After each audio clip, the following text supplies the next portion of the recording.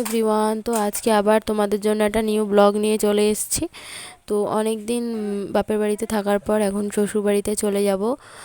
আর অনেক দিন হয়ে গেলে কি বলো তো, যেতেও ইচ্ছাও করে না। ভেবেছিলাম দাদার বিয়েটা কাটিয়ে যাব, কিন্তু একটা নেমন্ত্রণও পড়ে গেছে, তাই জন্য আজকে বাড়ি যাচ্ছি। আবার এক সপ্তাহ পরে আসতে হবে। তারপর বাড়ি এসে দেখো এখানে আমি ঝটফট করে রেডি হয়ে গেছি শাড়ি পরে। আর তোমরা আমাকে কমেন্ট করো তো, আমাকে শাড়ি পরে বেশি সুন্দর লাগে না চুড়িদার পরে।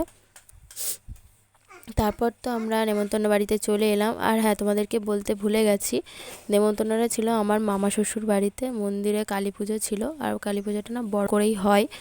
তো তোমাদেরকে একটু দেখিয়ে দিলাম মন্দিরটা, ঠাকুরটাও দেখালাম। তারপরে আমরা এখানে দুপুরবেলা খেতে বসে গেছিলাম। এখানে ডাল, আলু ভাজা, চচ্চড়ি। হ্যালো ফ্রেন্ডস, তো এদিকে দেখো আমি এখন রেডি হয়ে গেছি পুজো বাড়িতে যাওয়ার জন্য। আর এই শাড়িটা আজকে পরেছি, পুজো বাড়ির সাথে যাচ্ছে কিনা জানি না, কালী পুজো তো শুধু সাদা শাড়ি লাল পাড় বলে পরলাম। তো চলো আমাকে কেমন লাগছে তোমরা কমেন্টে জানিও, শাড়িটা কেমন লাগছে অবশ্যই কিন্তু কমেন্টে জানিও। তো চলো যাওয়া যাক, সেখানে গিয়ে আমি কি করছি না করছি সেটাই তোমাদের সাথে শেয়ার করব। তো চলো তোমরা ভিডিওটা দেখতে থাকো, টাটা। ফুচকার লাইনটা দেখো কত ভিড় হয়েছে। ফুচকা আমরা এখানে 2-4টে মতো ফুচকা খেয়ে নিয়েছি। ফুচকাটা কিন্তু দারুণ টেস্ট হয়েছিল। তারপরে এখানে ছিল ভেজ পকোড়া আর কফি ছিল।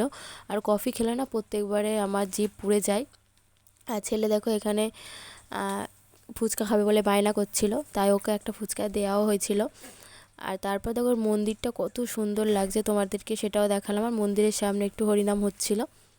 তো তারপর আমি ঘরে একটু বসেছিলাম, কারণ ছেলেকে নিয়ে আর সামলাতে পারছিলাম না, তার জন্য ও ঘরে ওখানে সুইচ টিপছে, অন করছে একবার আর বন্ধ করছে একবার। তারপরে তো রাত্রিবেলা খেতে বসে গেছে এখানে।